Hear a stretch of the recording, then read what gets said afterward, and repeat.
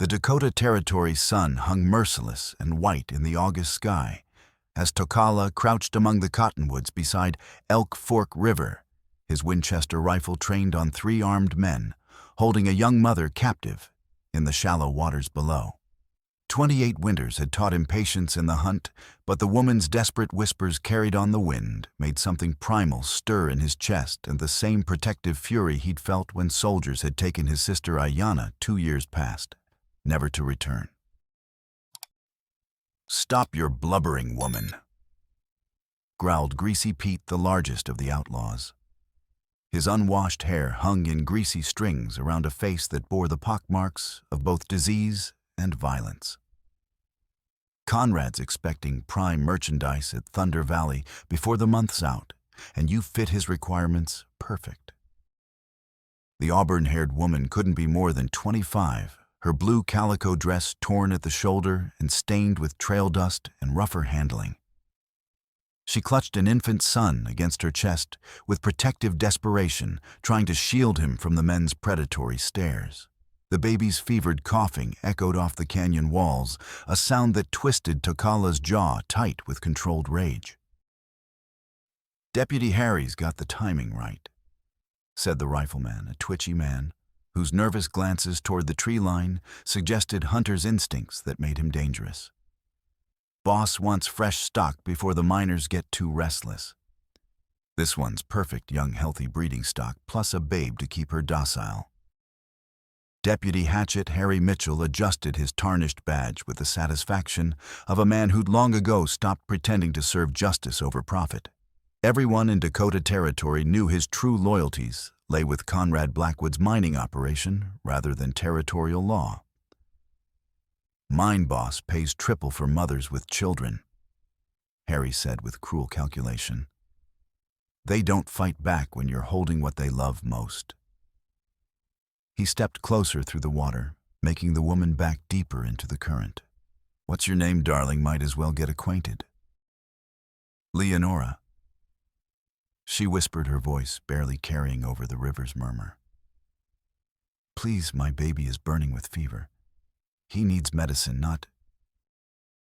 "He needs a mama who understands her new circumstances," Harry interrupted, reaching for her arm with possessive confidence.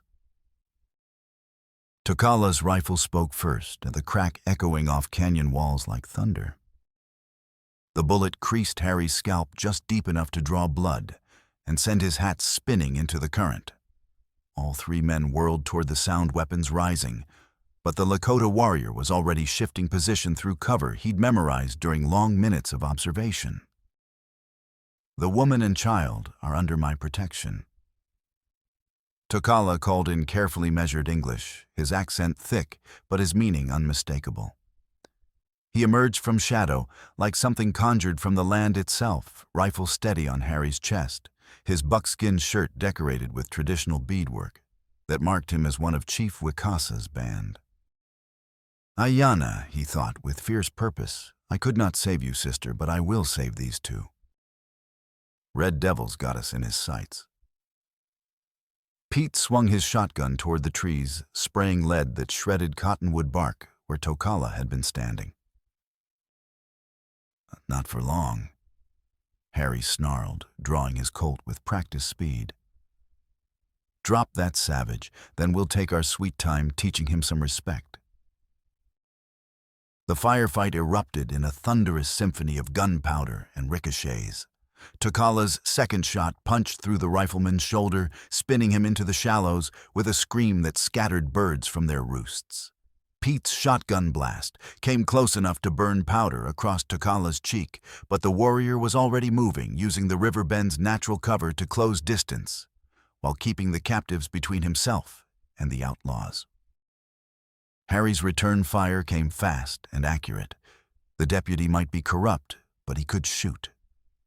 Bullets whined past Tokala's head as he reached the water's edge, forcing him to dive into the current, rather than wade across with dignity intact. The cold water was a shock that cleared his mind to crystalline focus. Without hesitation, he surfaced near the terrified woman, scooped her crying infant from trembling arms, and hauled both toward his painted pony hidden among the reeds. Hold tight and don't let go, he commanded, boosting Leonora onto the horse behind him with efficient strength. She wrapped her arms around his lean waist, pressing her cheek against warm buckskin and solid muscle, feeling the controlled power of his movements as he wheeled the pony upstream. Behind them, Harry's curses mixed with the splash of pursuit horses entering the water.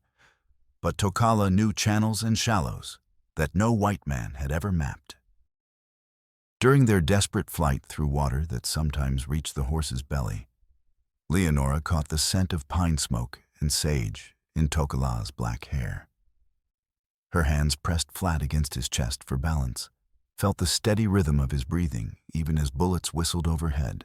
Something about his unshakable calm in the face of mortal danger began to ease the panic that had gripped her for days. This man risks death for strangers, she realized with sudden clarity. Whatever else happens, he means what he says about protection. They will follow, Tokala said over his shoulder as they climbed the far bank, his English careful but clear. But my people's camp is near Willow Springs. You'll be safe in our lodges. Safe. The word felt foreign after weeks of running from one danger into another. I don't even know your name. Tokala. In your tongue it means fox, clever, hard to catch. His dark eyes met hers briefly, and she saw something there beyond mere duty. You are Leonora, a strong name for a woman who protects her cub like a she-wolf. The fact that he'd remembered her name from Harry's interrogation sent unexpected warmth through her exhaustion. When had anyone last looked at her and seen strength rather than burden? The Lakota summer camp spread across a meadow near Willow Springs like something from another world, and where daily life proceeded according to rhythms older than territorial law or mining claims. Smoke rose from cooking fires tended by women whose watchful eyes missed nothing. Children played games that required both speed and cunning, and warriors maintained weapons with the casual efficiency of those who lived always ready for violence. Chief Wikasa emerged from the largest lodge as they rode into camp, a man of perhaps 50 winters, whose weathered face carried the accumulated wisdom of keeping his people alive through decades of broken promises and territorial expansion. Eagle feathers adorned his graying braids in patterns that spoke of achievements in war and peace. Both, and his mere presence, commanded respect from the gathered crowd without need for raised voice or dramatic gesture. Tokala, he said in Lakota, then switched to English for the woman's benefit. You bring unexpected guests to our fire. Bad white men took her to sell like cattle. Tokala explained, dismounting to help Leonora down with hands that lingered just long enough to ensure her steady footing. The old laws say we protect those who ask for shelter from enemies.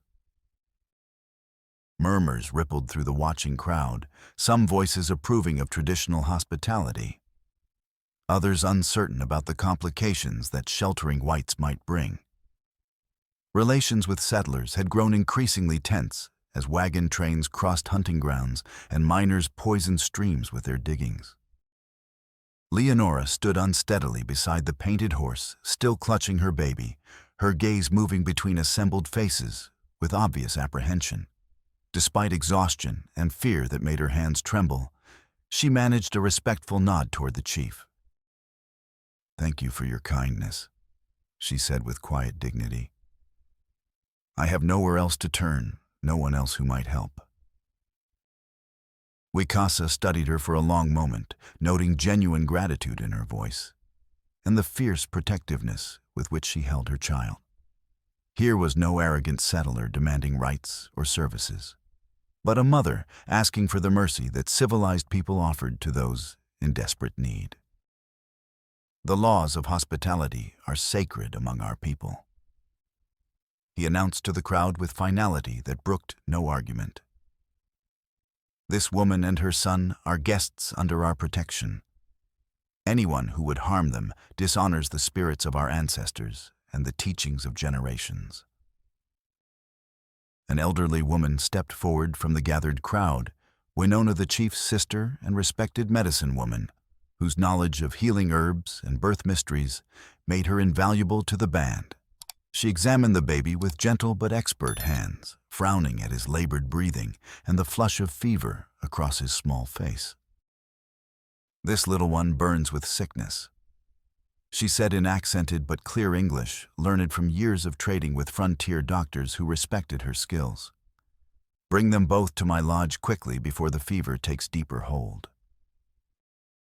As the crowd dispersed to resume daily tasks, Tokala found himself walking beside Leonora toward Winona's dwelling. She moved with quiet dignity despite her ordeal, and he noticed how her free hand trembled not from fear of present danger, but from bone-deep exhaustion that came from weeks of running on too little food and sleep while caring for a sick child. The shadow of his lost sister moved in his peripheral vision, a ghost that had haunted him since that terrible morning, when soldiers had ridden away with Ayanna, laughing at some private joke never to return. "This time will be different," he promised the memory. "This time I will not fail. My husband died of fever 3 weeks ago near Laramie." Leonora said quietly, as if reading something in his expression. "I was traveling to my sister in Fort Collins when the wagon broke down near Prairie Rose Creek. Those men found me trying to fix a broken wheel, said I'd fetch good money at some mining operation." "No. Thunder Valley Mine," Tokala said grimly. "Conrad Blackwood owns it, along with half the territorial officials who should be stopping his business in human flesh." Before Leonora could respond to this disturbing news, the thunder of approaching horses drew everyone's attention back to the camp's perimeter. 3 riders emerged from the heat shimmer, like figures from a mirage. Dr. Edwin Hartwell carrying his worn medical bag, a young woman whose haunted eyes seemed too old for her face, and a nervous farmer whose patched clothes spoke of times harder than most could endure. "Chief Wicasa," Dr. Edwin called as he dismounted with the stiff movements of a man who'd spent too many hours in the saddle. "We heard sustained gunfire near Elk Fork. Anyone hurt?" "That white men tried to steal this woman and her child for their evil purposes," Wicasa replied with diplomatic care. "Tokala brought them to our protection, according to the old laws." The young woman, barely 22, but with shadows in her blue eyes that suggested familiarity with horrors beyond her years, gasped as she took in Leonora's condition. Something flickered across her features that went deeper than general sympathy, a recognition that she quickly tried to suppress. "Dear God in heaven." She breathed, her hands clenching involuntarily into fists. "What they do to women in this territory, it's nothing short of barbaric." She caught herself immediately forcing her expression back to neutral professional concern, but Tokala's hunter's instincts had noted the slip. This schoolteacher carried secrets that ran deeper than education and frontier propriety.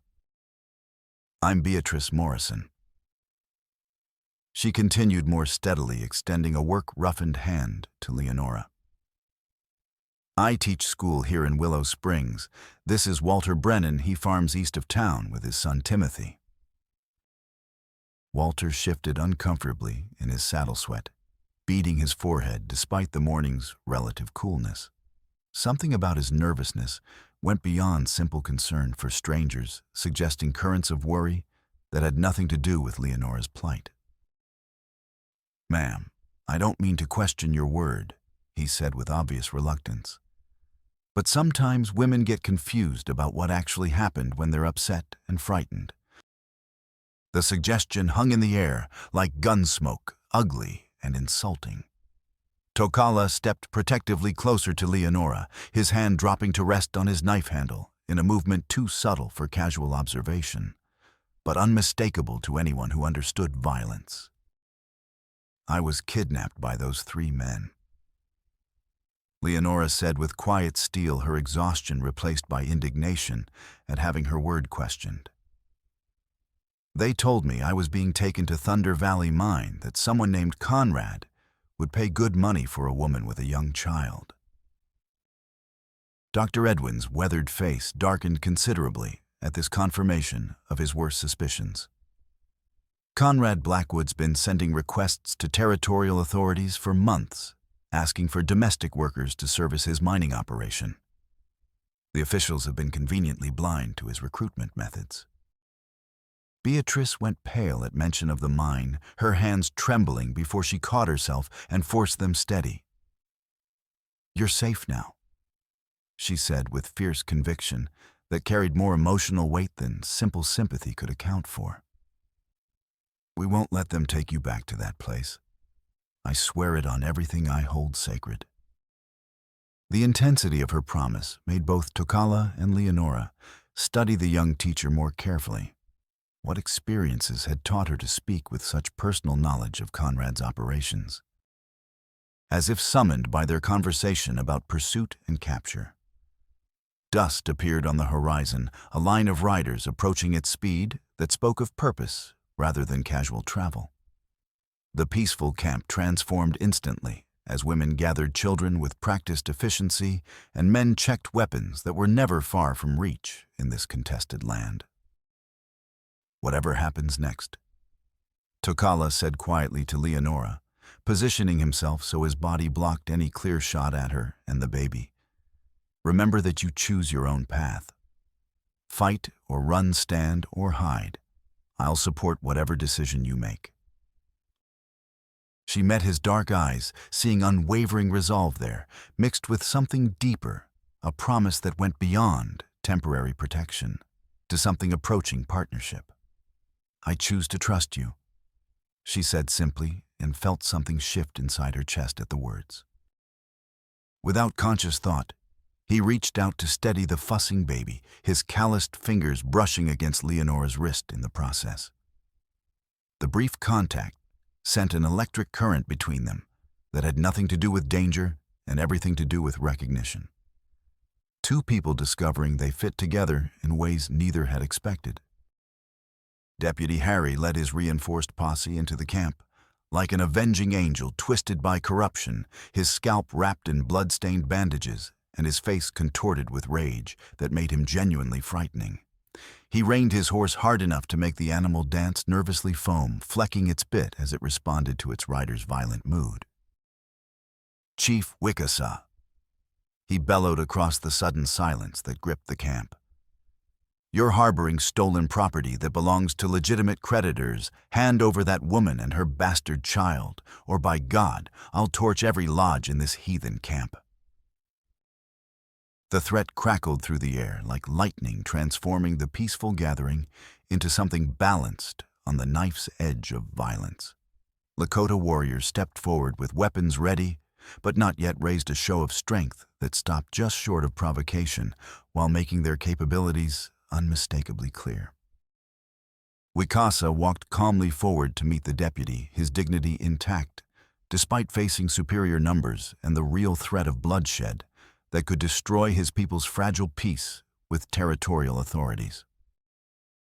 "This woman came to us seeking protection from those who would harm her and her child," the chief replied with measured calm that carried more authority than Harry's bluster. "She and her son are guests under our law. To threaten them is to threaten the sacred obligations that bind our people to honor." Harry spat a stream of tobacco juice into the dust at Wicasa's feet, a calculated insult that brought angry mutters from watching Lakota. "Your heathen law don't mean pig spit to me, Chief. That woman owes money to legitimate creditors, and the baby's nothing but collateral on debts she can't pay. You lie with every breath," Tokala said, stepping into full view with his rifle held casually but ready for instant use. "You sell women and children like horses at auction. Where is the honor in trafficking human flesh for profit?" "Honor." Harry's laugh carried genuine madness that made even his own men shift nervously. "You shot me, you red savage. put a bullet in my head like I was some kind of animal, there ain't gonna be enough left of you to feed the buzzards when I finish paying you back for that insult. The confrontation stretched taut as a bowstring in the moment before release. Then Harry deliberately raised his pistol and fired a shot that grazed a young Lakota boy's arm, drawing blood and a cry of pain that shattered the tense silence like breaking glass.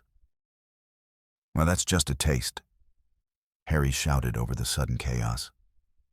"Next bullet goes center mass unless I get what I came for. I want that woman and her brat right now." Wikasa's voice cut through the noise like a blade through silk, stopping the rush toward violence before it could explode into slaughter. "You have drawn innocent blood in our home without justification or provocation.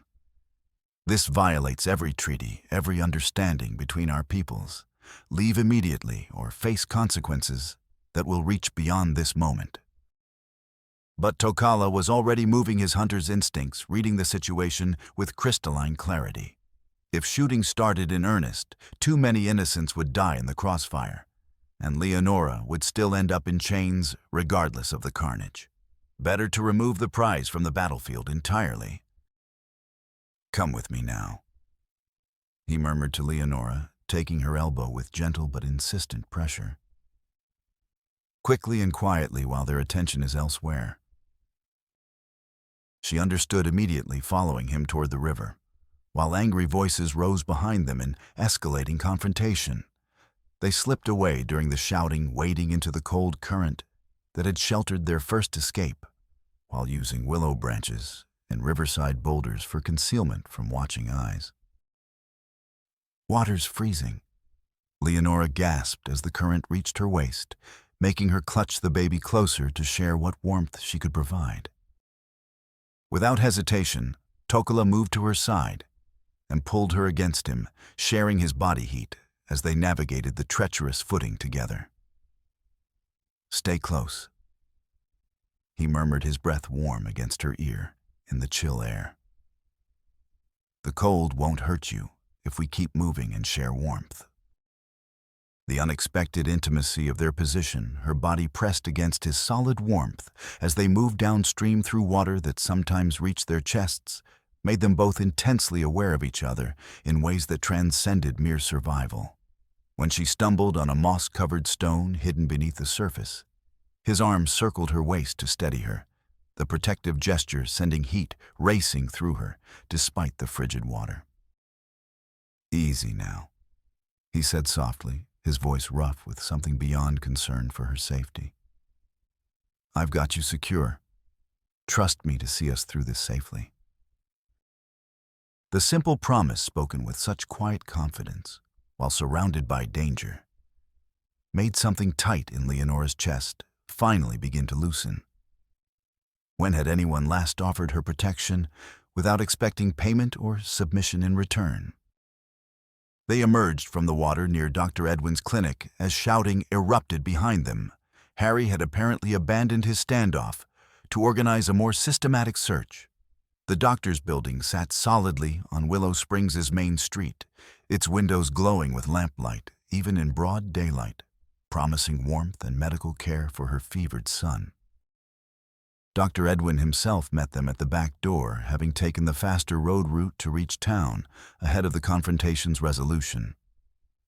"Bring her inside immediately," he urged, noting Leonora's blue lips and the baby's worsening congestion.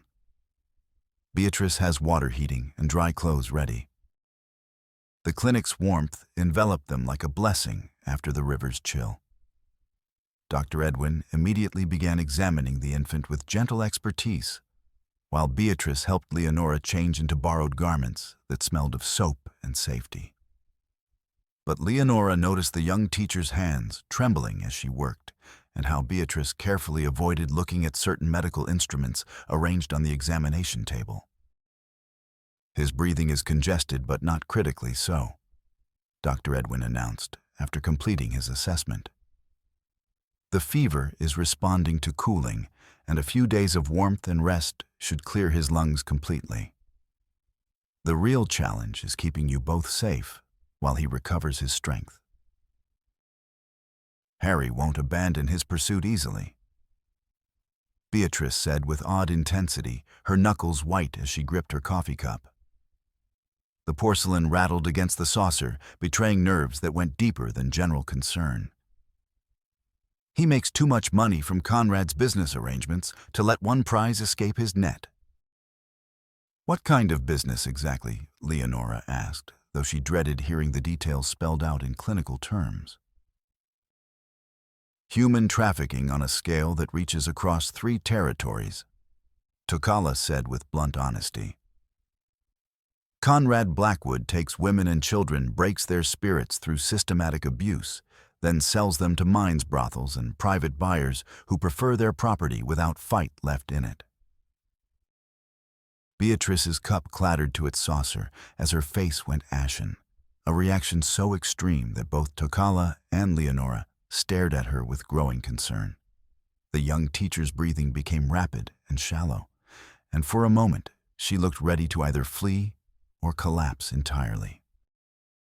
"We need to get you away from this territory immediately," she said with forced brightness, clearly deflecting attention from her reaction. "Somewhere beyond Conrad's influence and Harry's legal authority, where you can build a new life safely." Walter burst through the clinic door. At that moment, his face flushed from hard riding, and something deeper, an anxiety that went beyond concern for strangers, and suggested personal stakes in the outcome of recent events. "Harry's establishing roadblocks on every major trail," he reported, breathlessly, sweat beading his forehead, despite the morning coolness. "He's putting up handbills throughout the territory claiming Leonora is a runaway debtor with a stolen infant. Says anyone who helps her is harboring a dangerous fugitive from legitimate justice." "On whose authority does he make such claims?" Dr. Edwin demanded his medical training, making him suspicious of any diagnosis that seemed too convenient for those making it. "Conrad filed papers in territorial court yesterday," Walter explained with obvious disgust. "Claims she owes substantial money for her husband's medical treatment and burial expenses, plus damages for abandoning contracted labor obligations. It's all fabricated from whole cloth, but it gives Harry legal cover for whatever methods he chooses to employ." The scope of the conspiracy was staggering in its calculated cruelty. Leonora sank into a chair beside the examination table, overwhelmed by forces that seemed to twist law itself into an instrument of oppression. "How can they simply manufacture ownership of human beings?" she asked with desperate bewilderment. "Create debts from nothing and use them to justify enslavement. Money speaks louder than truth in these parts," Beatrice said bitterly, her hands clenched so tightly that her nails left crescent marks in her palms. "Women disappear constantly from frontier settlements, and territorial authorities look the other way when the right people profit from their absence." The next hour passed in careful planning as they worked out details of an escape route through mountain passes that would be dangerous this time of year, but possible with proper supplies and experienced guidance. Walter knew hidden trails from his farming and hunting days. Dr. Edwin could provide medical necessities for the baby's continued recovery, and Tokala's wilderness skills would get them through terrain that would stop most organized pursuit.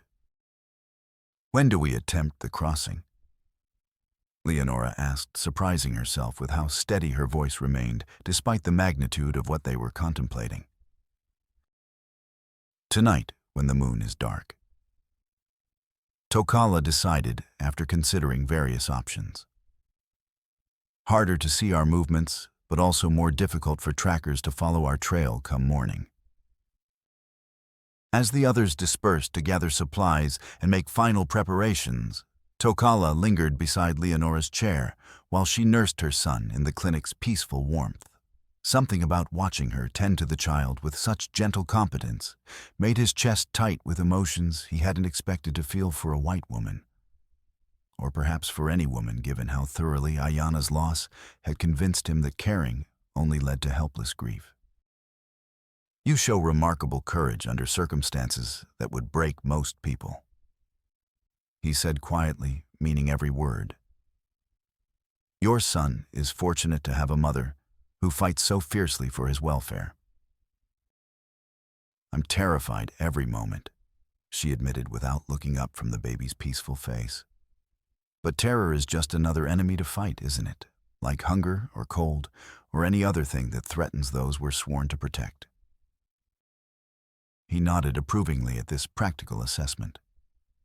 Spoken like a true warrior. Fear can be useful if it sharpens caution without paralyzing action. When he reached out to check the baby's forehead for lingering fever, his knuckles accidentally brushed against Leonora's cheek.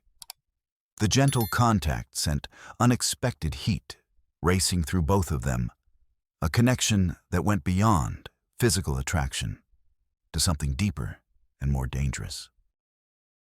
"He's much cooler now," Tokala observed, though his voice had roughened with awareness of how close they were sitting. "Your son is strong like his mother. He will survive whatever trials await." "Thank you," she whispered, not trusting herself to say more, while his hand remained so near her face and his dark eyes held hers with such intensity. "This is foolishness," she told herself firmly. "The man is risking his life for strangers out of honor, not affection. Don't mistake protection for something deeper." But when he smiled at her, a real smile, that transformed his stern features into something approaching gentleness, she felt her carefully constructed defenses begin to crumble, despite every rational argument against such vulnerability. The plan seemed solid when they finalized it in Dr. Edwin's warm clinic, but plans forged in safety rarely survived contact, with harsh reality unchanged. By the time they implemented their escape attempt, circumstances had shifted in ways that none of them had anticipated. They waited until the darkest hour before dawn, when even dedicated sentries might allow attention to wander toward thoughts of coffee and warm beds. Walter arrived precisely on schedule with a farm wagon, loaded with hay bales, the innocent cargo concealing a hidden space large enough to shelter Leonora and her baby during the most dangerous portion of their journey. "Road should be clear for the first 2 miles," he whispered as they loaded supplies and made final adjustments to their concealment. "After that, we'll be entering Harry's active patrol zone where anything might happen."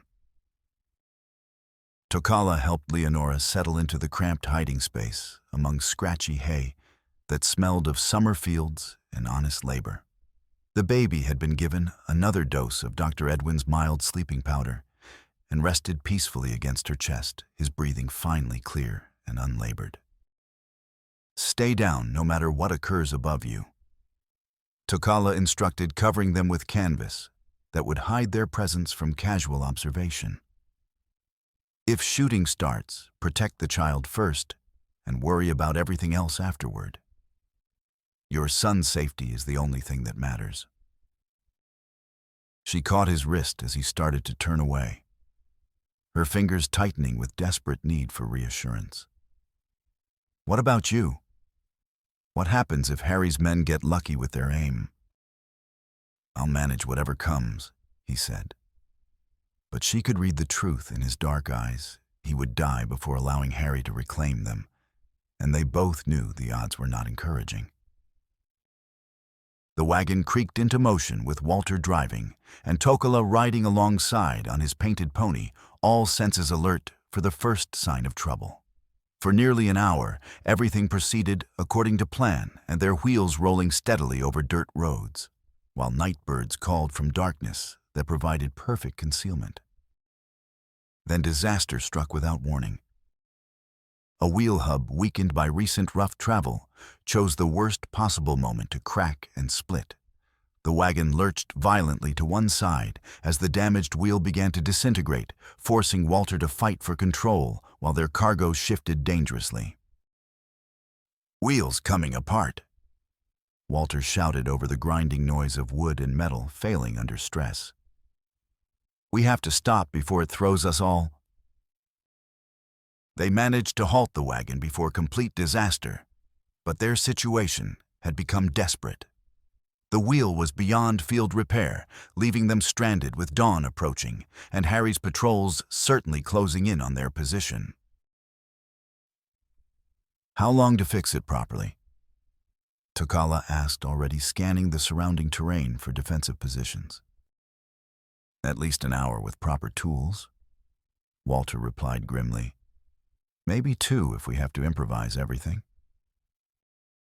As if summoned by their worst fears, torches flared in the distance, Harry's roadblock materializing exactly where they'd hoped to pass undetected. The deputy had positioned his men well, blocking their route with superior numbers and enough firepower to make resistance seem futile. "Stay hidden," Tokala told Leonora urgently. "Whatever happens up here, don't reveal yourself unless there's no other choice." But their problems multiplied rapidly. While Walter worked frantically to replace the broken wheel, one of Harry's men, apparently more competent than his companions, had circled wide to approach from an unexpected angle. The outlaw managed to reach the wagon before anyone could stop him, his knife already drawn as he prepared to investigate the suspicious cargo. Leonora found herself face to face with a grinning predator who clearly intended to claim whatever reward Harry had promised for her capture. With nowhere to run and her baby depending on her protection, she did the only thing possible: she fought. The struggle in the cramped wagon bed was brief but vicious. Leonora used her desperation as a weapon, clawing at the man's eyes while trying to keep his knife away from her throat.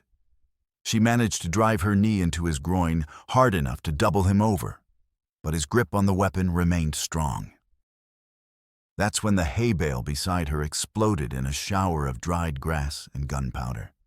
Tokala's bullet took the attacker in the shoulder, spinning him away from Leonora before he could complete his assault. The warrior had fired from horseback at a moving target in poor light, a shot that spoke to skills honed by years of hunting both animals and men. "Now we run," Tokala shouted, abandoning any pretense of stealth. "Walter, leave the wheel. We go on foot from here." They abandoned the crippled wagon and plunged into broken country where horses would have difficulty following. Tokala carried the baby, while Leonora and Walter supported each other across terrain that seemed designed by nature to break ankles and shatter resolve. Behind them, Harry's voice carried across the darkness as he coordinated pursuit with the systematic thoroughness of a man who'd hunted fugitives before. Spread out in a skirmish line, they can't have gone far on foot with a woman and baby slowing them down. The chase that followed stretched across rolling hills and rocky washes for what felt like hours, though dawn's approach suggested time was moving faster than exhaustion made it seem. Tokala used every trick learned from a lifetime of warfare: false trails, doubled back tracks, and carefully placed shots that scattered pursuers without inflicting fatal casualties. But their pursuers had advantages too. Harry knew this country almost as well as any Lakota, and his men were mounted while the fugitives traveled on foot. Gradually, inexorably, the gap between hunter and hunted began to close. "There," Walter gasped, pointing toward a cluster of weathered boulders that offered the first decent cover they'd seen. "We can make a stand in those rocks."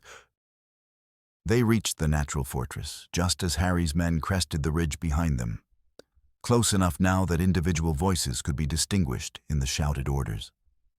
Tokala found a depression among the stones and guided Leonora into it, then began arranging loose rocks to improve their concealment, while Walter checked his ammunition with the grim expression of a man counting his final assets. "They'll find us eventually," Leonora said quietly, settling the baby against her shoulder while trying to control her labored breathing. "There's nowhere left to run from here." "Maybe," Tokala replied, pressing spare cartridges into her free hand with fingers that lingered against her palm longer than necessary. "But I'll make them pay dear for every step they take toward you." The certainty in his voice, the absolute commitment to her protection, regardless of cost, made her look at him with new understanding. 3 days ago, he'd been a stranger who'd rescued them from immediate danger. Now he was a man prepared to die for people who had no claim on his loyalty beyond the ancient obligations of hospitality. "I Tokala," she said softly, using his name like a prayer. "Why are you really doing this? The truth, not just duty or honor." He was quiet for so long that she thought he wouldn't answer. When he finally spoke, his voice carried weight of grief that explained everything about his fierce protectiveness. "My sister Ayana, taken by soldiers 2 winters past during what they called a diplomatic escort mission to the agency. She was 15, beautiful, curious about the white world, and eager to help build bridges between our peoples." His jaw tightened with remembered pain. She never returned from that journey. Official reports claimed she ran off with a buffalo hunter, but we found her horse dead near the soldiers' camp, shot through the head execution style. The simple words carried such anguish that Leonora felt tears spring to her eyes. Dear God, what really happened to her? We never learned the truth, but I can guess. Young Indian women have value in certain markets, especially ones educated enough to serve wealthy men who prefer their property exotic but civilized. His hands clenched into fists. I couldn't save her because I believed the soldiers' promises of safe conduct. I trusted white man's honor and watched my sister ride away to whatever fate awaited her. Without thinking, Leonora reached out and touched his cheek, her fingers tracing the hard line of his jaw with infinite gentleness. Your sister would be proud of what you're doing now.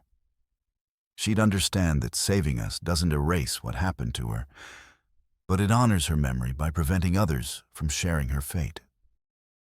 The contact between them sent heat racing through both their bodies despite the danger surrounding them. For a moment, the hostile world faded to nothing except the connection flowing between 2 people who'd found something precious in the midst of violence and loss. She would like you, Tokala said softly, his voice rough with emotions he rarely allowed himself to feel. Ayana always said the measure of a person's worth was how they treated those who couldn't help them in return. You've proven your worth many times over. Before Leonora could respond to this unexpected intimacy, the sound of approaching boots on stone reminded them that Harry's men were closing in systematically. They had perhaps minutes before their hiding place was discovered, and the final confrontation began.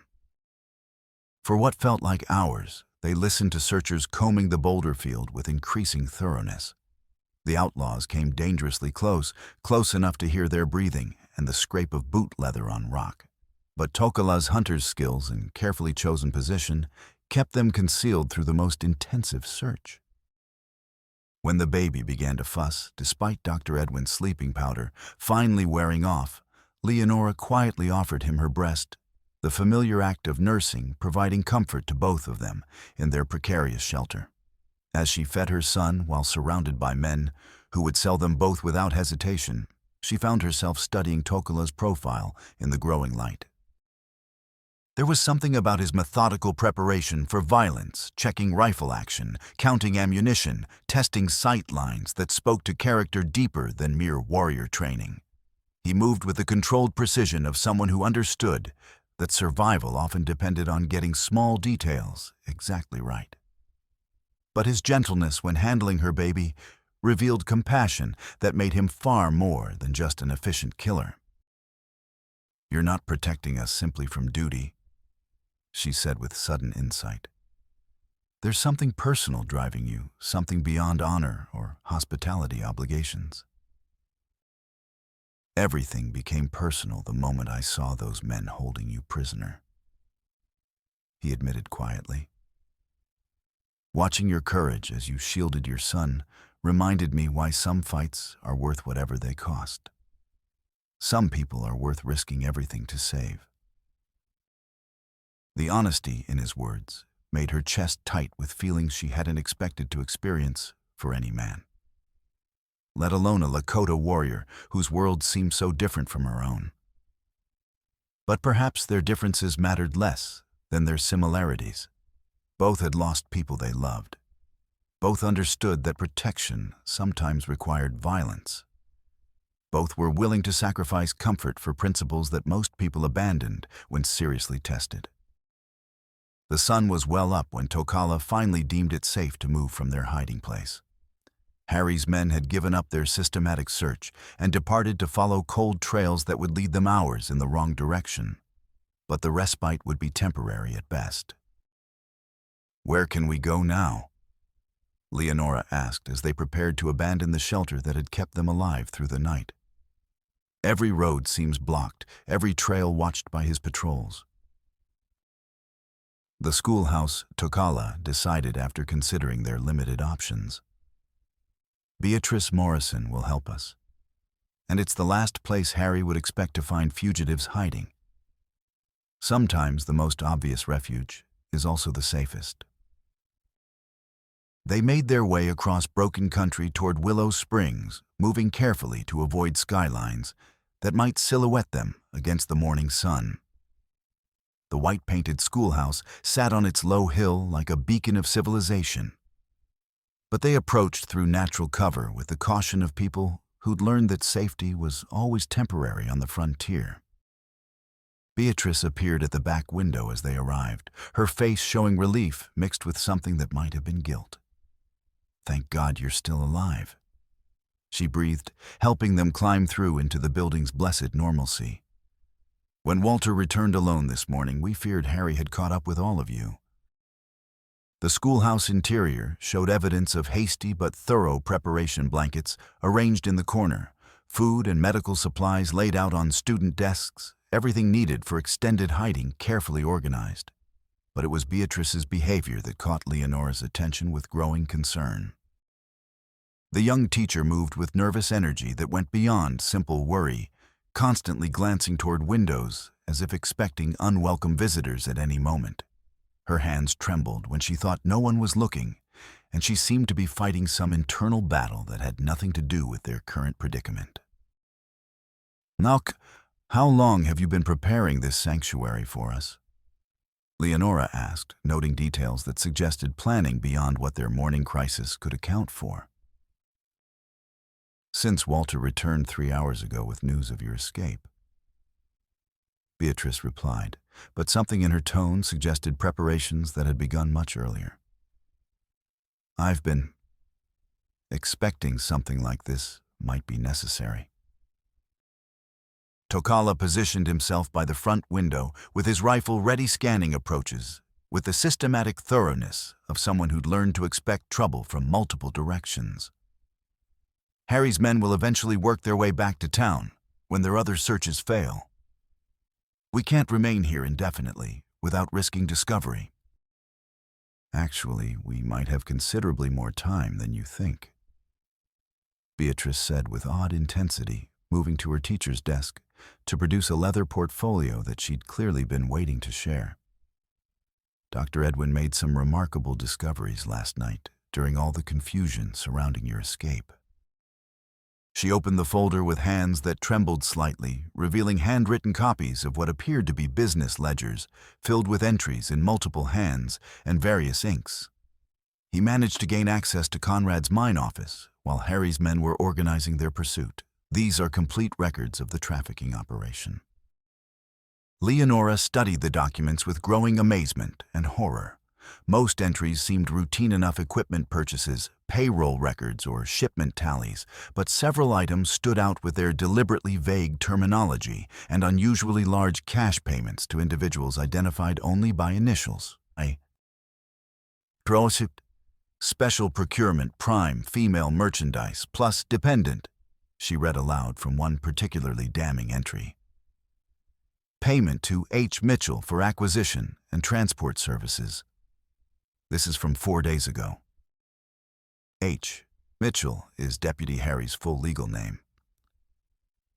Beatrice explained, her voice gaining strength as she focused on concrete evidence rather than whatever memories were troubling her. "And if you examine the dates throughout these records, They correspond exactly to reports of women disappearing from settlements across 3 territories. Tokala joined them at the desk, his finger tracing columns of figures that told a story of systematic human trafficking on a scale that staggered the imagination. This proves Harry works directly for Conrad, but we suspected that connection already. Look at this specific entry from exactly 4 days past. Beatrice continued pointing to a line that made Leonora's blood run cold. Rush order maternal breeding stock with healthy infant premium pricing for compliance and control factors. Dr. Edwin believes this refers specifically to you, Leonora. Your capture wasn't random misfortune, it was a carefully planned operation. The revelation struck like a physical blow that left Leonora gasping. But how could they have known about me? I was simply passing through the territory trying to reach family in Colorado. There's been a systematic intelligence network operating throughout the region. Beatrice said, her voice carrying the odd intensity that had been growing stronger throughout their conversation. Conrad has informants positioned everywhere: shopkeepers, wagon masters, hotel clerks, even some church officials. They report on potential victims who meet specific criteria for various buyers. The scope of the conspiracy was breathtaking in its calculated evil. What Leonora had taken for cruel coincidence was actually the result of careful observation and planning by people who treated human beings as nothing more than profitable commodities. If we can expose this entire network to federal authorities. She began with growing excitement. We could save hundreds of women and children throughout the territories. Tokala finished with grim satisfaction. But we need more than copied records.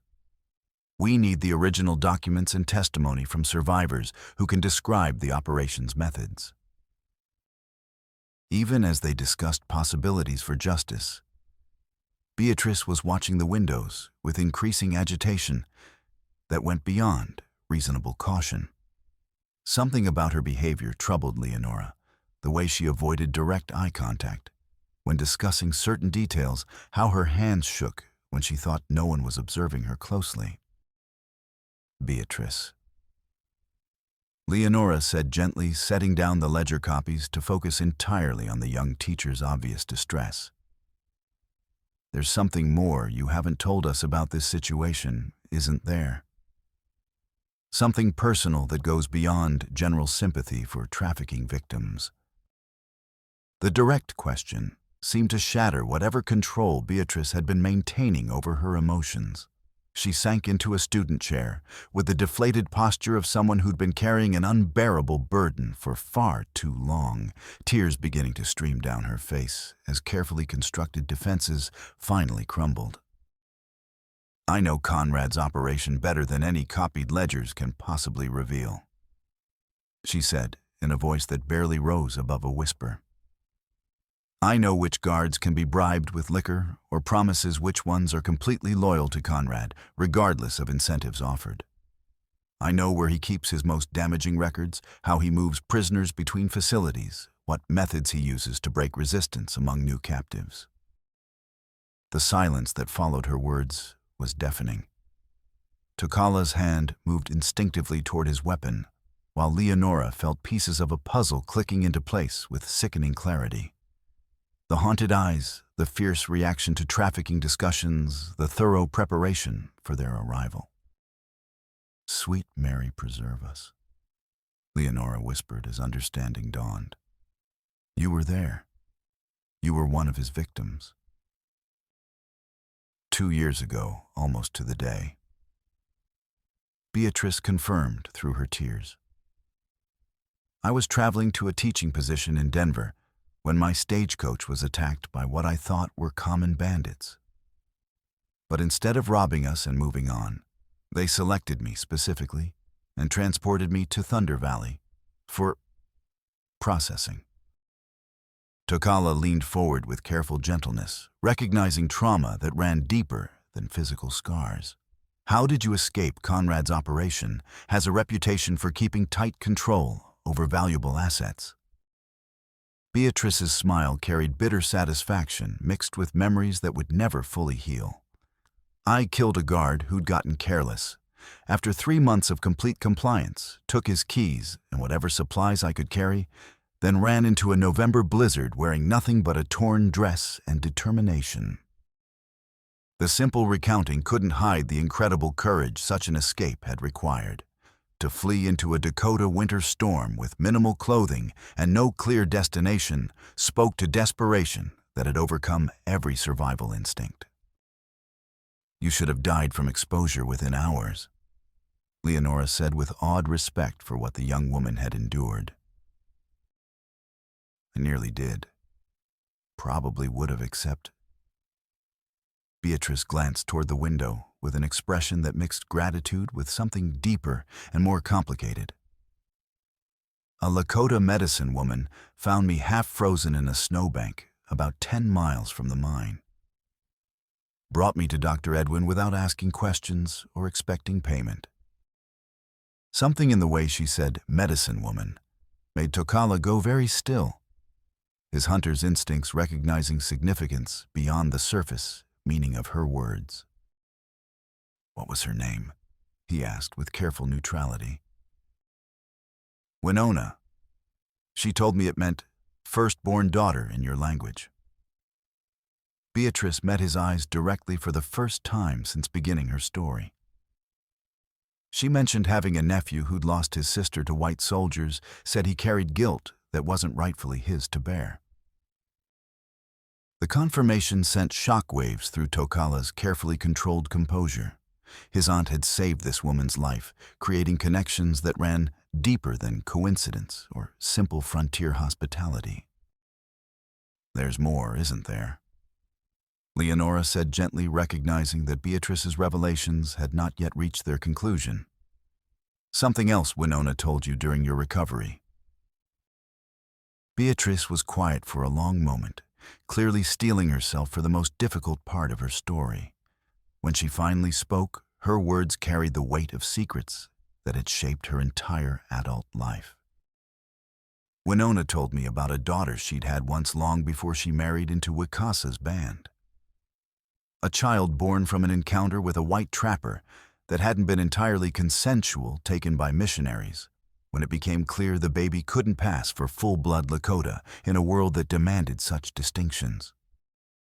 The tension in the schoolhouse ratcheted higher as Beatrice seemed to gather courage for a revelation that would change everything they thought they understood about their situation.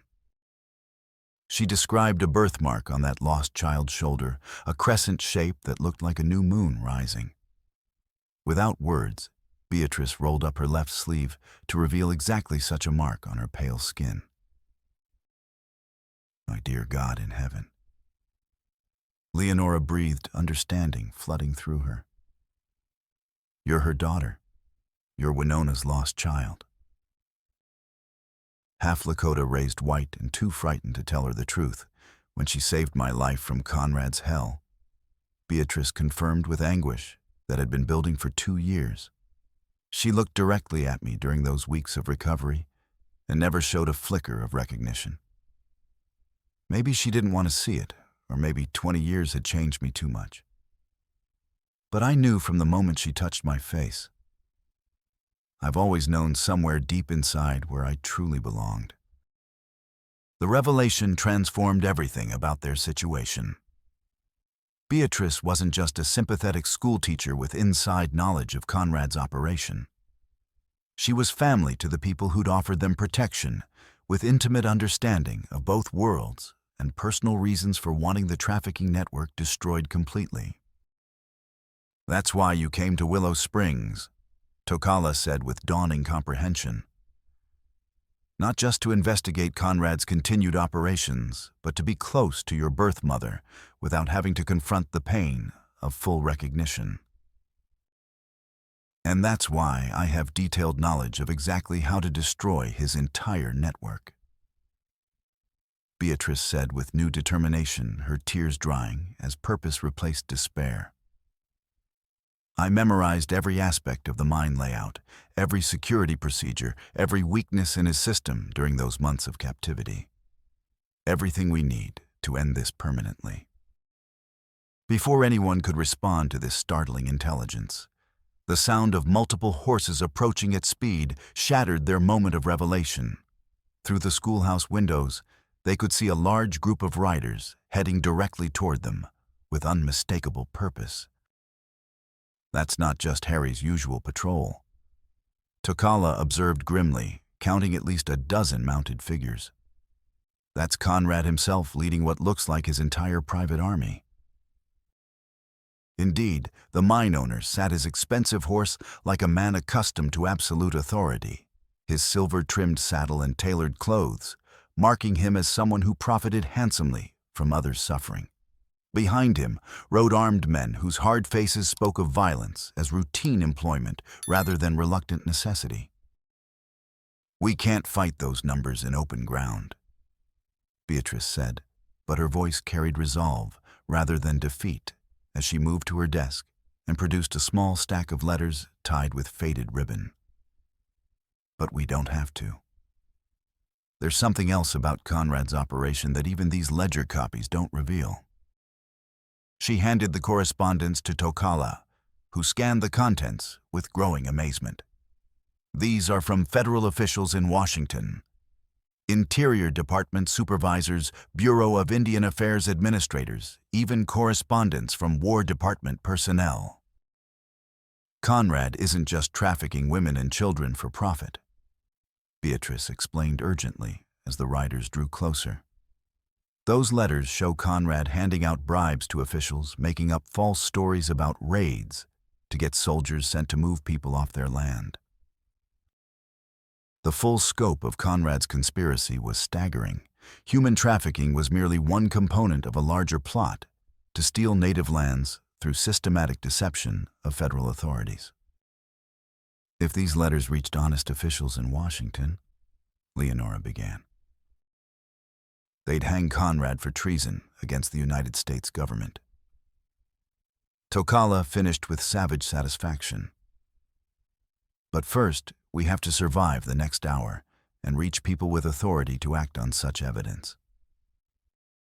Outside, Conrad's voice carried across the distance as he organized his men for what appeared to be a systematic assault on the schoolhouse.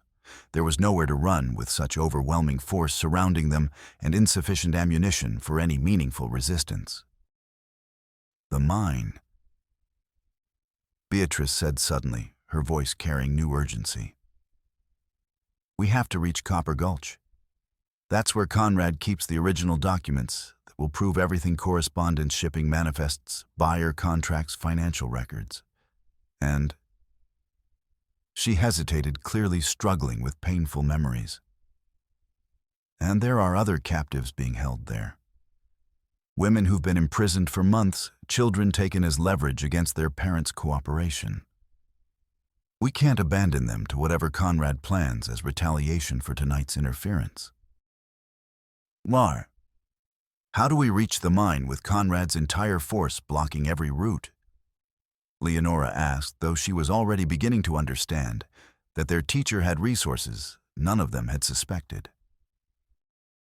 Beatrice's expression combined grim determination with knowledge bought through suffering that no one should have to endure.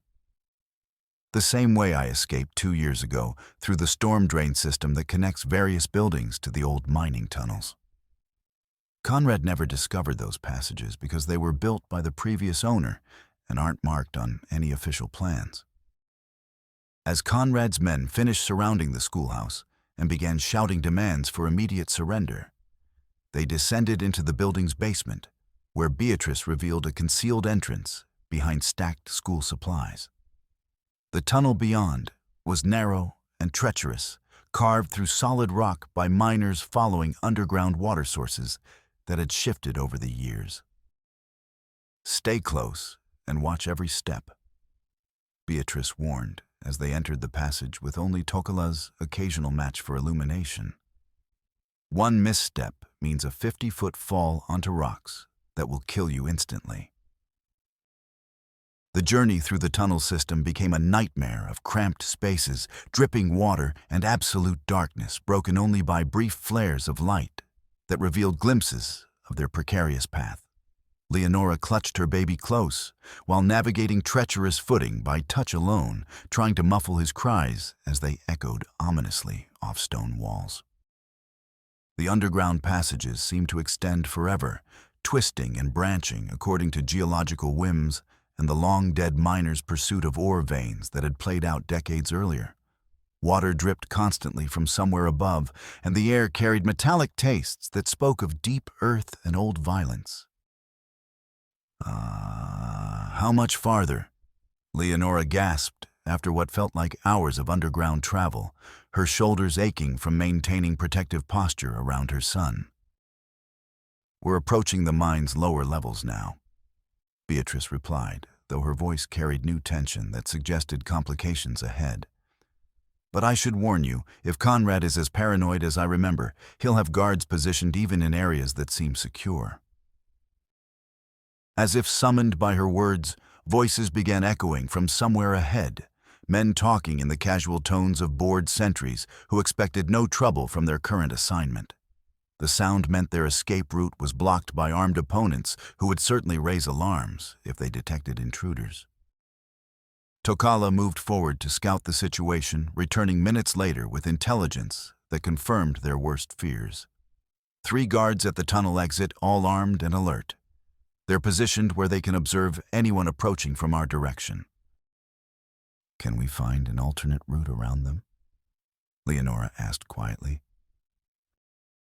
Beatrice shook her head with grim certainty. This passage is the only way into or out of the mine from this direction. We go through those guards, or we don't proceed at all. Tokala checked his ammunition with a clinical assessment of someone who'd learned to measure survival in cartridges and accuracy. He had enough for one brief engagement, but not sufficient for any prolonged fight that might develop afterward. I'll neutralize the guards while you two wait here safely, he said with quiet determination. Once the way is clear. Absolutely not. Beatrice interrupted with surprising steel in her voice. We face this together, or we don't face it at all. I know every inch of these tunnels. You understand combat, and Leonora. She looked at the young mother holding her baby in the darkness. Leonora understands exactly what we're fighting to prevent. The assault was swift and surgically precise. Tokala used darkness and silence to disable the first guard without raising any alarm, while Beatrice's intimate knowledge of the mine's layout allowed her to position herself where she could cut off escape routes or calls for reinforcement. The brief struggle ended with 2 guards unconscious and securely bound, the third convinced that cooperation was preferable to whatever alternatives his captors might consider. Now this way to the main complex, Beatrice whispered, leading them deeper into mining tunnels that grew more complex with each branching passage. Conrad's office is 2 levels above us, but we need to reach the captives first. They climbed through a maze of equipment shafts and abandoned workings, the air growing thicker and more oppressive as they approached areas where Conrad's operation continued its grim business. The sound of machinery and human activity filtered down from above, along with other noises that made Leonora's skin crawl with their implications. Finally, Beatrice stopped before a heavily reinforced door that looked more suited to a prison than a mining facility. Multiple locks secured the entrance, and faint sounds came from within. Quiet, sobbing, hushed conversation and the rustle of movement from people who'd learned to make no noise that might attract unwanted attention. Here, she said with anguish that came from personal memory. This is where Conrad keeps his most valuable inventory while deciding their final disposition. The locks were sophisticated mechanisms designed to prevent escape from within. But Tokala's wilderness skills extended to opening barriers that weren't intended to keep out determined Lakota warriors with personal reasons for succeeding. Within minutes, the 3 locks clicked open, and the door swung inward to reveal a scene that would haunt their nightmares for decades. 7 women huddled together in the cramped space, ranging in age from perhaps 16 to 35, all bearing unmistakable signs of systematic abuse and psychological degradation. But it was the sight of 8-year-old Timothy Brennan among them that struck hardest. Walter's son kidnapped as leverage to ensure his father's continued cooperation with the trafficking network. "Timothy," Leonora whispered, her voice breaking with horror at finding a child in such circumstances. "Sweet, merciful God, what has that monster done to you?" The boy looked up with fever-bright eyes that still held sparks of the defiant spirit that had made him ask uncomfortable questions about adult behavior. Despite obvious illness and the trauma of captivity, he managed a weak smile of recognition. "Mrs. Leonora, are you really here to take us home, or am I dreaming again?" "We're really here, sweetheart," she promised with fierce conviction. "All of us are going home together, and no one will ever hurt you again." But even as she spoke these reassuring words, commotion erupted from elsewhere in the mine complex. Conrad's men had discovered their infiltration and were organizing a response that would soon focus overwhelming force on their position. "We need to move immediately," Tokala said with urgent practicality, helping the weakest captives to their feet while assessing who could travel quickly and who would require assistance. "Can everyone walk on their own?" Most of the women nodded with the desperate determination of people who understood this might be their only chance at freedom. But 2 were clearly in no condition for rapid movement. Months of captivity and abuse had left them physically and emotionally shattered, barely able to comprehend that rescue had actually arrived. "Alma Nora," Beatrice said gently to the 2 strongest survivors, her voice carrying recognition that went beyond their current circumstances. "Do you remember me, Beatrice Morrison? I escaped from this place 2 years ago, and I swore I'd come back for everyone who couldn't get away." Understanding dawned in their hollow eyes, followed by the first genuine spark of hope either woman had shown in months of captivity. "You came back?" Alma whispered with amazement that bordered on disbelief. "You actually kept your promise and came back for us."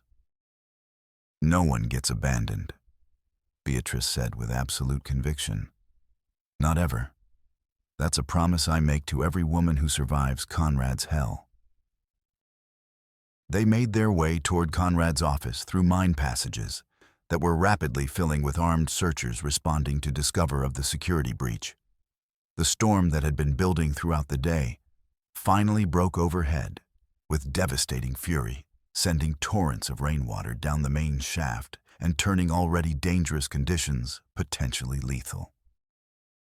Water's rising faster than the drainage can handle, Tokala observed as they sloshed through passages that had been merely damp an hour earlier. "If this storm continues, the lower levels will flood completely within hours." As if to emphasize the growing danger, a rumbling crash echoed through the mine as part of an unstable tunnel collapsed under the accumulated weight of storm water. They were trapped between Conrad's armed men above and rising floodwater below, with time running out and nowhere to retreat. Conrad's office occupied a natural cave that had been expanded and reinforced to serve as the nerve center of his criminal empire. When they finally reached it through passages that were becoming increasingly treacherous, the mine owner himself was there with Harry, and 6 heavily armed guards frantically packing important documents into waterproof cases.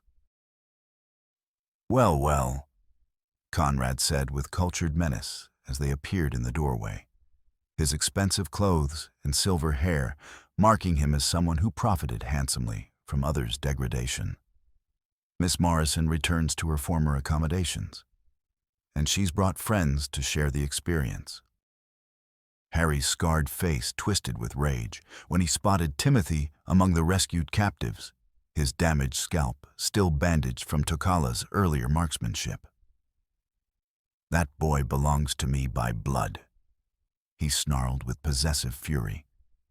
He's my son, my property, and I'll kill anyone who tries to take him. Timothy doesn't belong to anyone except himself, the 8-year-old said with startling dignity for someone so young and traumatized. And family isn't about blood, it's about people who actually care what happens to you. You're not my papa, and you never will be, no matter what lies you tell yourself. The simple rejection seemed to drive Harry beyond all rational thought.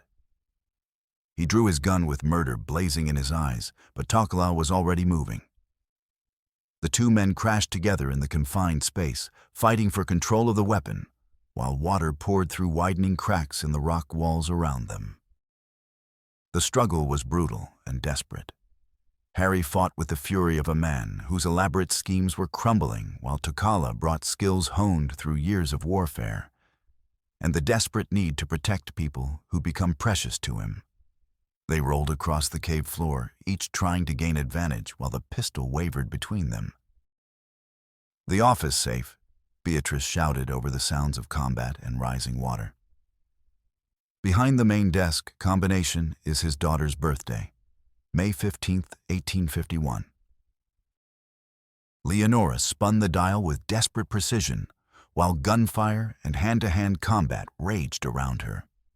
The mechanism seemed to resist her efforts, each number requiring perfect pressure and timing, while chaos erupted throughout the cave. Finally, blessedly, the lock clicked open to reveal stacks of documents that would damn Conrad's entire network. "Got them," she called, grabbing armloads of correspondence and ledgers from the safe. "Everything we need to destroy his operation permanently." But their triumph proved short-lived. Conrad had produced a shotgun from somewhere and was advancing through the chaos with cold calculation that made him genuinely terrifying. Water swirled around his expensive boots, but his aim remained steady as death itself. "You've cost me 20 years of careful construction," he said with deadly calm that was more frightening than Harry's rage.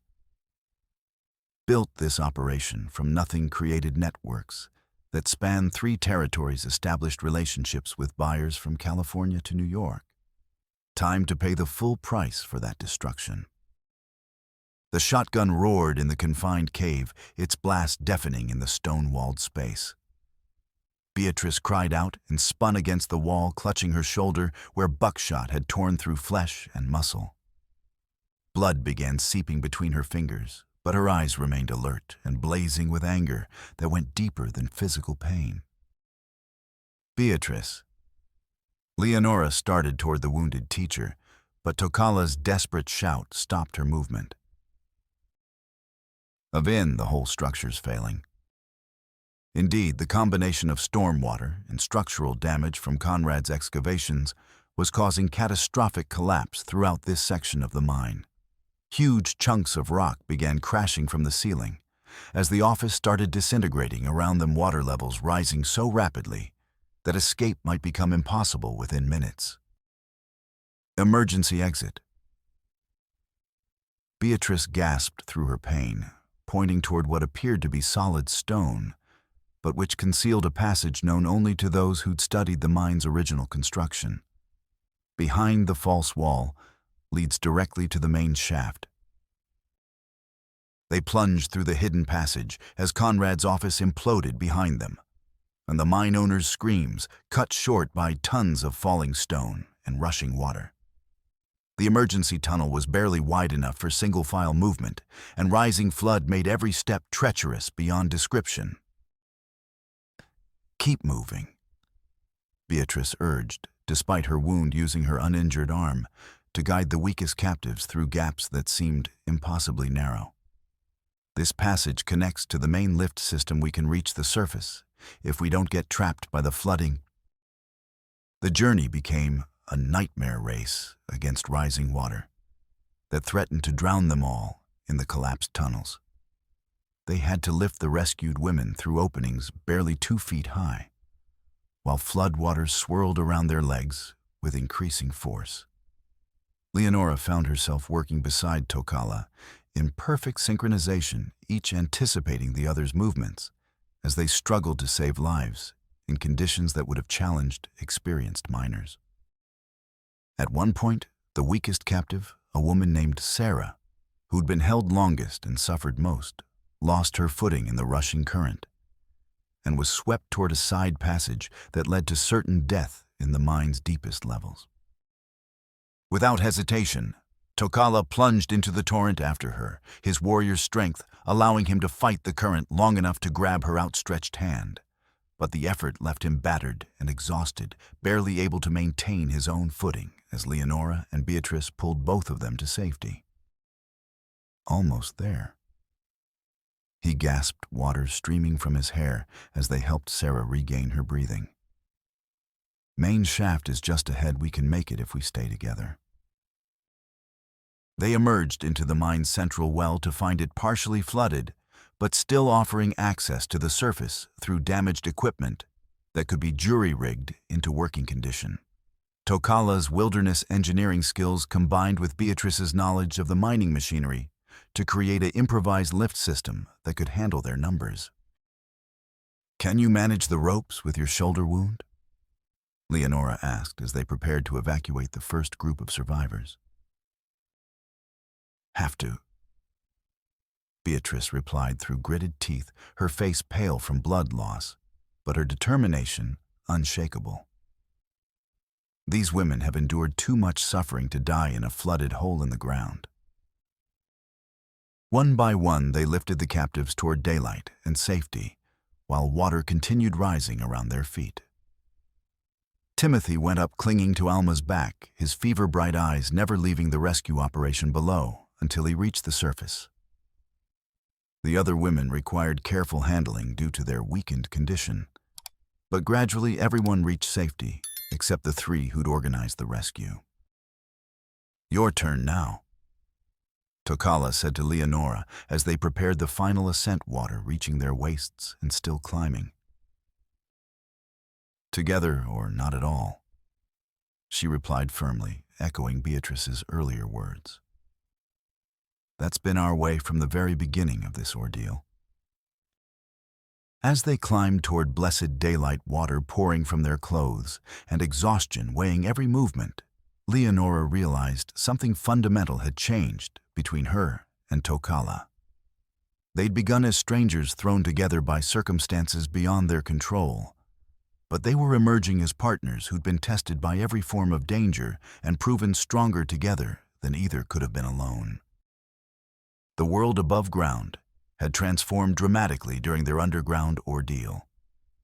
The storm was finally passing, leaving the air clean and sharp, with the promise of better weather to come. More importantly, a new group of riders was approaching the mine compound, federal marshals responding to telegraphed reports of trafficking and territorial corruption. Federal Marshal Crawford was a weathered veteran in his 50s, whose presence commanded immediate respect from everyone present, including Conrad's surviving men who were already beginning to calculate the benefits of cooperation over continued resistance. "Understand, you folks have been dealing with some highly irregular problems out here," he said without preamble, dismounting from a horse that showed signs of being ridden hard across difficult country for many hours. "Got reports of human trafficking, official corruption, and conspiracy to defraud the federal government. Considerably more than irregular problems," Dr. Edwin replied, appearing from where he'd been treating the rescued captives with supplies brought by the federal party. "We have documentary evidence of systematic trafficking across multiple territories, plus correspondence proving federal officials have been compromised by bribery and manufactured intelligence." Marshal Crawford examined the documents they'd rescued from Conrad's safe, with the thoroughness of someone who'd built his career on ensuring that evidence would stand up under the most rigorous legal scrutiny. His expression grew increasingly grim as he read through page after page of damning correspondence. "This reaches all the way to Washington," he said finally, his voice carrying the weight of someone who understood the full implications of what he was reviewing. Conrad wasn't just running a territorial operation, he was part of a network designed to destabilize federal Indian policy through fabricated provocations and manufactured evidence of atrocities. The federal involvement meant justice would actually be served, rather than buried under territorial corruption and bribery. Conrad himself was presumed dead in the mine collapse, but his surviving associates would face federal prosecution with all the resources that implied. "What becomes of the victims?" Leonora asked, watching Dr. Edwin work to stabilize Beatrice's shoulder wound, while the other rescued women received food and medical attention. "These people have suffered beyond imagination. They deserve more than just legal proceedings. The U.S. Marshals will bring witnesses under federal protection." Crawford replied with satisfaction. Safe houses arranged through churches and charitable organizations, temporary papers issued by local court clerks for travel during trial proceedings. Federal judges can issue protective writs with lodging expenses covered by court funds and military post treasuries. But it was the personal reconciliations that mattered most to the exhausted survivors of Conrad's trafficking network. Walter Brennan arrived as the sun was setting, having ridden hard from Willow Springs after receiving word that his son had been found alive. His face collapsed with relief and overwhelming gratitude when he saw Timothy alert and recovering under Dr. Edwin's care. "Now, my boy," he whispered, gathering the child carefully to avoid aggravating his injuries. "I thought I'd lost you forever to that madman's schemes." "I knew you'd find me, Papa," Timothy said with the absolute faith that only children can maintain, even under the most horrifying circumstances. "I told the other prisoners that my real family wouldn't give up searching no matter how long it took." The reunion was interrupted by Harry Mitchell's appearance, supported by 2 federal marshals, and looking like a man who'd lost everything that ever mattered to him. Blood loss and the complete collapse of his elaborate plans had left him hollow and defeated, dangerous perhaps, but no longer capable of inspiring genuine fear. "That boy has my blood in his veins," he said with desperate intensity that bordered on madness. "Whatever else happens here, I demand legal custody rights. I want recognition as his natural father, and you want nothing that doesn't rightfully belong to you." Timothy interrupted with startling maturity for an 8-year-old who'd been through such trauma. "Blood doesn't create families, love creates families. Taking care of people creates families. Teaching right from wrong creates families. You never did any of those things for anyone." The simple truth struck Harry like a physical blow that seemed to drain the last of his fight. Despite all his legal maneuvering and claims of paternal rights, the child's absolute rejection was complete and final. Federal marshals led him away in chains, his schemes ending not in triumph, but in utter defeat. Chief Wicasa arrived as official proceedings were winding down, bringing with him Winona and several Lakota warriors whose presence served notice that this case had implications reaching far beyond territorial boundaries. The elderly medicine woman's eyes found Beatrice immediately among the wounded, and something passed between them that transcended words or cultural differences. "My daughter," Winona said softly in Lakota, then switched to English for the benefit of others present. "My lost daughter has finally come home to her people." Beatrice's carefully maintained composure cracked completely at these words of recognition and acceptance. "Mother," she whispered through tears that had been building for 20 years, and then she was in Winona's arms, while 2 decades of separation dissolved in a moment of absolute understanding. "I searched for you after the missionaries took you," Winona said, her own tears flowing freely down weathered cheeks. "Visited every settlement, every trading post, every place where white families might have taken a half-blood child. But they told me you'd been placed with people far beyond my reach, in places I could never hope to find. I always knew somewhere deep inside.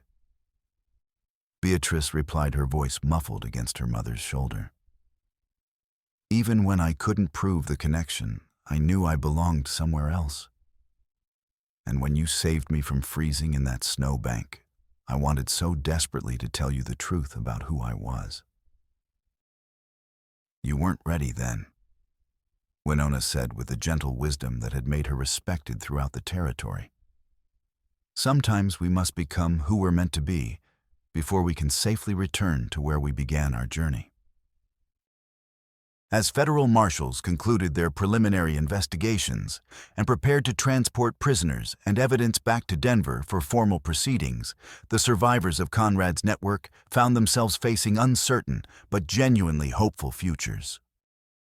Alma and Nora had both decided to remain in Willow Springs, at least temporarily convinced by the community's demonstrated commitment to protecting vulnerable people, that healing was possible even in harsh frontier conditions.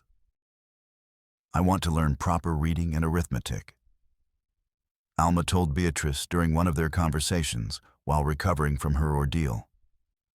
If I'm going to testify in federal court against the people who did this, I want to understand every single word of every document they show me. And I want to help other women who've survived what we experienced. Nora added with growing determination.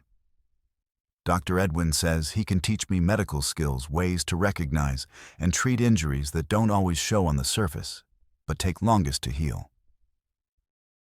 Walter Brennan faced his own reckoning with the community he'd endangered through his desperate cooperation with Conrad's demands. The fact that his son had been kidnapped as leverage didn't entirely excuse his assistance to the trafficking operation. But his genuine remorse and Timothy's near-death experience had earned him consideration rather than summary judgment. I'll work off whatever debt I owe to this community, he told the assembled townspeople during a meeting held specifically to address his situation.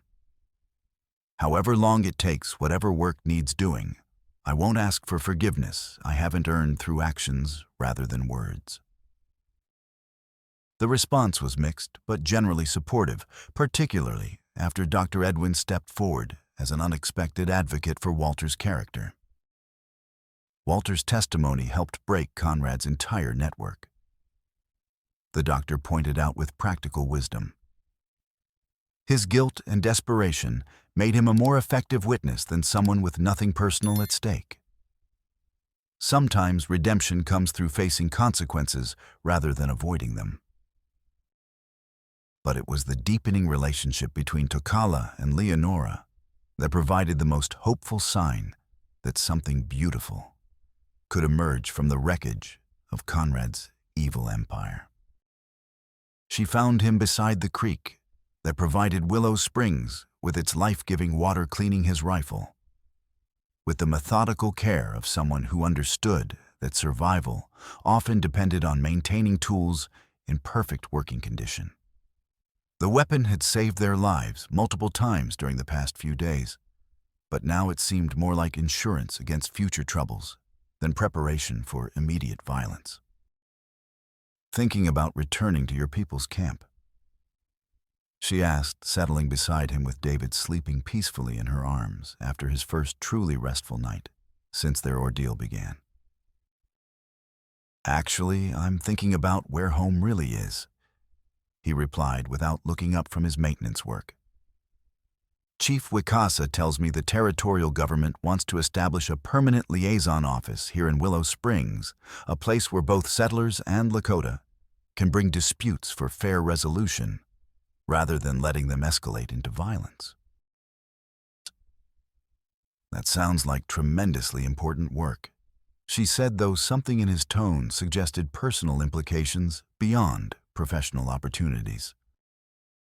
It would mean staying here permanently, putting down roots deeper than seasonal camps, planning for a future that extends beyond mere survival from one day to the next. He finally met her eyes with an intensity that made her pulse quicken. I'd very much like that future to include you and your son if you're willing to consider such an arrangement. The proposal was characteristically practical, focused on partnership, and shared responsibility rather than romantic declarations that might not survive frontier realities. But somehow, that practical foundation made his words more meaningful rather than less. "Are you asking me to marry you, Tokala?" she said with gentle directness that matched his own approach to difficult conversations. "I'm asking you to build a life with me," he replied with quiet honesty that cut straight to the heart of what mattered most. Whether territorial law calls it marriage or Lakota custom uses different terms, it would be true partnership in everything that counts. Raising David as our son, serving our community's needs, creating something better than what existed before we found each other. She considered this carefully, weighing challenges against possibilities with the practical wisdom she'd developed through recent trials. It wouldn't be an easy life. Mixed marriages faced additional complications on the frontier, and their different backgrounds would require constant navigation of cultural differences. But it would be a life built on proven compatibility, mutual respect, and love that had been tested under the most extreme circumstances imaginable. "Yes," she said without hesitation, surprising herself with how certain she felt about such a momentous decision. "Yes to all of it, to everything you're offering and everything it means." As if to seal their agreement, baby David stirred in his sleep and reached out with tiny fingers to grasp Tokala's thumb with surprising strength. The warrior's stern features softened as he gently freed his hand and offered it again, allowing the child to explore his calloused palm with fearless curiosity. "He approves of our arrangement," Leonora observed with a smile that felt like the first completely genuine happiness she'd experienced since her husband's death. "That intelligent boy," Tokala replied with matching warmth, "knows a solid partnership when he encounters one." Their wedding took place 3 weeks later beside the creek that had provided their first shared refuge from danger, with Chief Wikasa performing Lakota ceremonies, while Dr. Edwin handled territorial legal requirements. The result was a union that honored both traditions while establishing something entirely new and unprecedented. Beatrice, her wounded shoulder healing well under Winona's expert care, organized a celebration that brought together settlers and Lakota in harmony that would have seemed impossible just months earlier. Her reunion with her birth mother had given her new confidence and purpose that transformed her from a haunted survivor into a bridge between worlds. "It's not just a marriage we're celebrating," she declared while coordinating festivities that included traditional foods from both cultures. "It's proof of what becomes possible when people choose cooperation over conflict, understanding over fear." The ceremony itself combined simplicity with profound meaning. Tokala and Leonora exchanged vows that emphasized partnership and mutual support rather than romantic idealization that might not survive frontier hardships. When Chief Wikasa pronounced them bound by both tribal and territorial law, the assembled crowd erupted in cheers that echoed off surrounding hills. But it was their private conversation afterward, as they walked together toward the cabin that would become their shared home, that Leonora treasured most deeply. "Any regrets about the path that brought us together?" Tokala asked as they paused to watch their wedding celebration continuing behind them. "Only that it required human trafficking and mind collapses to make us realize what we could mean to each other," she replied with gentle humor that acknowledged the strangeness of their courtship. "Seems like there should have been easier ways to discover such compatibility." "Perhaps," he agreed thoughtfully. "But then we wouldn't know with absolute certainty that we can handle whatever challenges the future might bring. We've been tested by circumstances beyond most people's imagination and emerged stronger together than either of us could have been alone."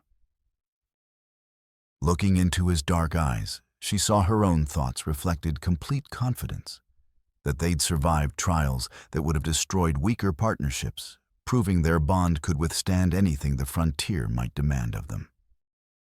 6 months after their wedding, as the first snows of winter began to dust Dakota territory, with promises of seasonal renewal, Willow Springs had transformed from a struggling settlement into a thriving community that attracted attention from territorial authorities and federal officials alike. The liaison office was operating with remarkable success, providing fair mediation for disputes that might otherwise have escalated into violence between different groups. Tokala's reputation for honest dealing had spread throughout the region, bringing him cases from settlements that had never before trusted official arbitration. Leonora had assumed responsibility for the expanded school teaching children from both settler and Lakota families in programs that emphasized practical skills alongside traditional academic subjects. David, now walking confidently and beginning to speak his first words in both English and Lakota, had become the unofficial mascot of the entire community. The trafficking prosecutions had concluded with federal convictions that sent shockwaves through corruption networks spanning multiple territories. Conrad's death in the mine collapse had eliminated the network's central figure, but his surviving associates received sentences that served notice to others contemplating similar enterprises. "We've created something genuinely special here," Dr. Edwin observed during one of their regular community meetings that brought together representatives from various groups. "A place where different peoples can work together productively without losing what makes each culture unique and valuable." Word of Willow Springs had reached a few federal officials. They praised the place as a rare example where settlers in Lakota resolved disputes without bloodshed. But perhaps the most significant transformation belonged to the survivors of Conrad's trafficking operation, who had not merely endured their ordeals, but found ways to help others avoid similar fates. Alma had mastered reading and writing with remarkable speed, becoming Beatrice's teaching assistant while preparing for advanced testimony in ongoing federal prosecutions. Her natural way with children made her invaluable in helping young victims of trafficking begin their own healing processes. Nora had developed genuine medical expertise under Dr. Edwin's careful tutelage, her gentle competence making her especially effective with patients who'd suffered trauma that left psychological scars alongside physical injuries. Healing progresses most effectively when survivors help other survivors. Nora explained to visiting federal investigators who were documenting successful intervention programs.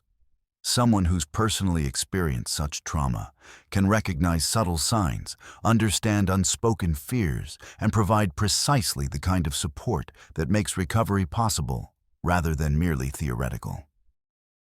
Timothy Brennan had grown tall and strong under his father's devoted care, his earlier illness and captivity becoming distant memories that no longer haunted his dreams.